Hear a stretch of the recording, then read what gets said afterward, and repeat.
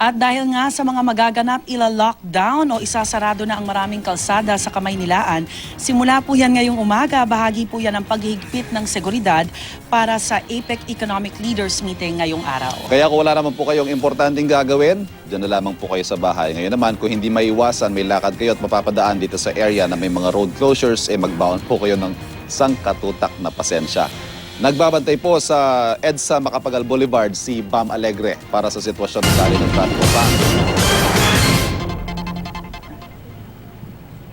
Ivan Rhea, nananatiling mataas ang volume ng mga sasakyan dito sa panulukan ng Macapagal Boulevard at EDSA. Pero madaling araw pa lang yan at magkakaroon ng build-up dito, pero ito'y dahil naman sa kaliwat ka ng mga traffic light dito. Pero ayon sa PNP Highway Patrol Group, magkakaroon din ng lockdown protocol o road closures. And magsisimula yan sa Coral Way, corner Seaside Boulevard ngayong 6 a.m.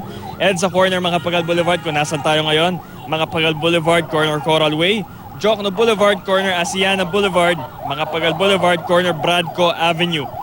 Ngayong 7 a.m. naman, magkakaroon din ng mga karagdagang mga lockdown protocol sa EDSA Ayala, Tumoa, Rojas Boulevard na Iya Road to Katigbak, Jokno Avenue from Seaside Boulevard to EDSA, at Macapagal Avenue from Arsenia to Buendia Extension. At Ivan Rhea, nananatiling mataas ang seguridad dito at may mataas yung police visibility at maging ilang mga kawani ng pamahalan katulad ng sa mga MMDA enforcer. Yan ang latest mula rito. Balik sa inyo, Ivan Rhea. Maraming salamat, Bam Alegre.